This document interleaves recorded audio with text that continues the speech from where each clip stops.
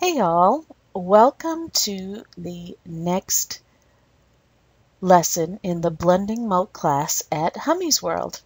We're having a lot of fun going through the blending modes and learning a little bit more about them as we all play with the same texture and the same blending mode. And we are all the way down to the color dodge, right in the middle of the lighten blending modes.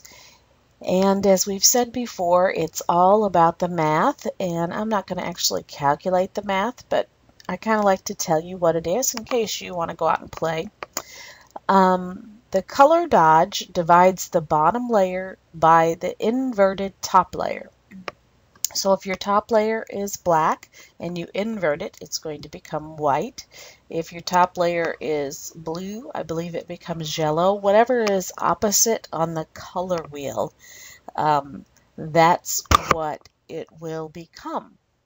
And I actually have a lesson in Course 1 on that. If you want a link to it, I can tell you and show you where it is to teach you more about the color wheel. But so it inverts the top layer and then it divides by whatever the number is of the bottom layer. And so it does use color a lot. And so if your texture files have a lot of color in them, you may get some really funky results. So this is best used. Well, let's just see. Let's take a peek at our graphic here with the gradient and the black, the white, and the 50% grayscale. And see what happens when we apply color dodge. Now you're going to see on the white end, a lot of the color, a lot of it turns to white, almost up to 50% of it. So that is something to remember. You'll get a lot of where it will lighten or dodge. If you think of dodge, why we use the word dodge, if you go over here to the the burn and dodge tools, the dodge tool makes things lighter. And so it dodges the colors, it makes them lighter. And you can see how vibrant the colors are right in here, even on the dark end. And then it goes all the way down to where black does no change. And so that's the key. If black is going to do no change, then you need to have a lot of black in your texture. And then wherever there's white or lighter in your texture, it's going to make a difference. So let's go over to my sample that I created, and this could actually, be a really great blending mode to work with. I think I had a great result here, or it can be very frustrating, and I think that all depends on your texture. You have to have the right file to be blending it into. And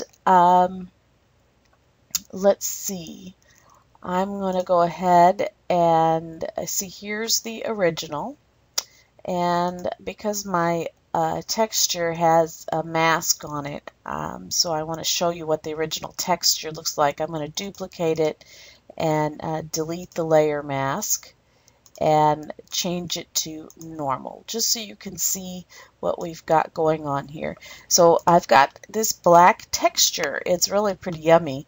I love the word yummy. It's got kind of circles on it, but flecks of other stuff in it. So you can see it's mostly black, and this might be a really good texture for embossing with, I think. But you can see as we zoom in, there's a lot of little white spots. So it's mostly black with a lot of little bitty white spots throughout it. And so the black is just going to blend in and not do too much. But all those little white spots are going to show up And so this is kind of a perfect texture for the color dodge.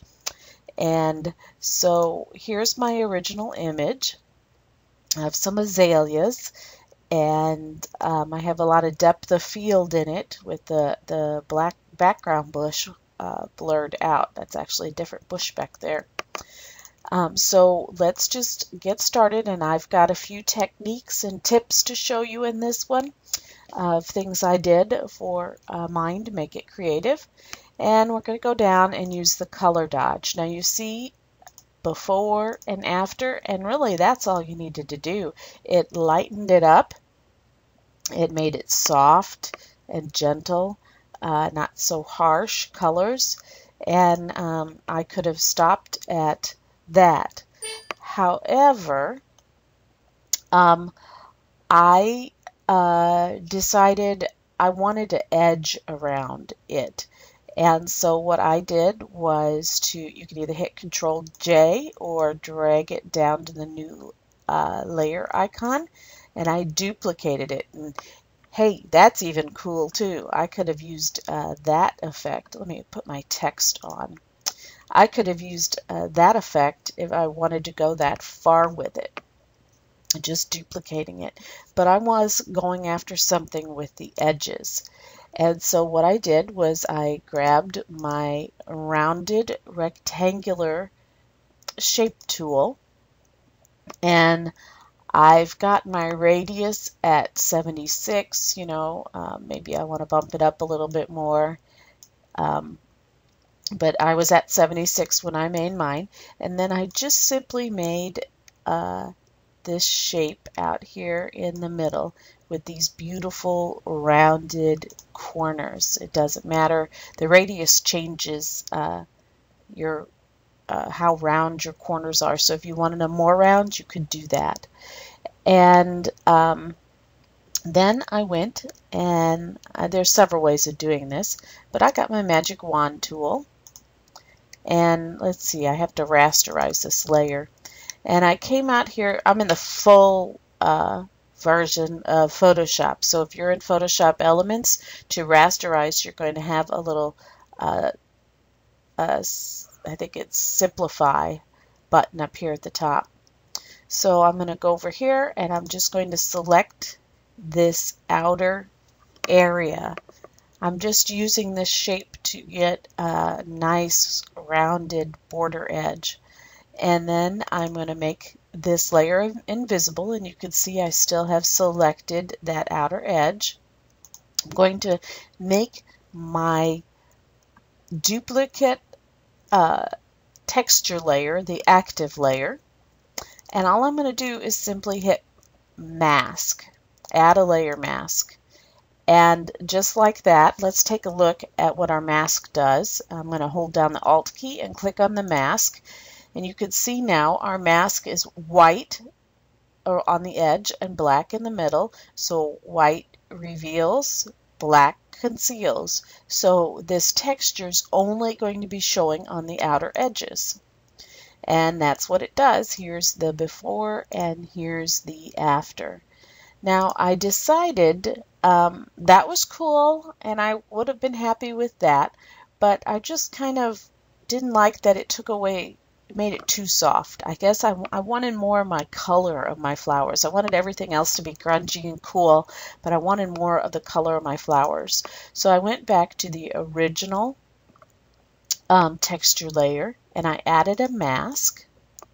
I just got just a soft brush, made sure my foreground color was black.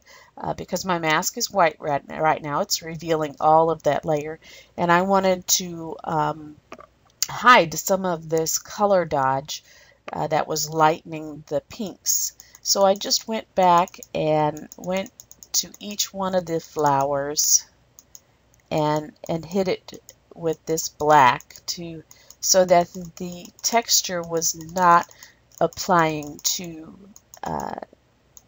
the flowers themselves, but was applying to everything else. And I wanted to leave this grungy over here.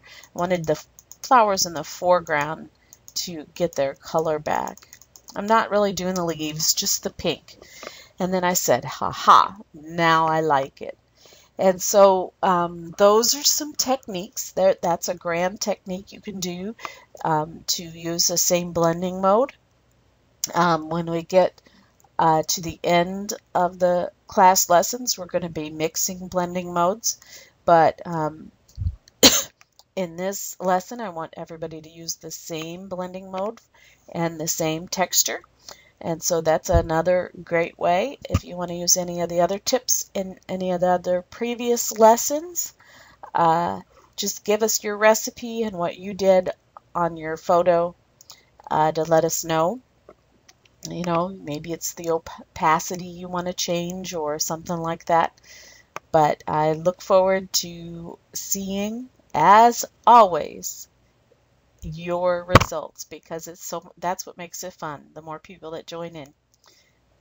Have fun, and I need some sort of creative blending mode sign off thing. My mind's not there yet. Bye.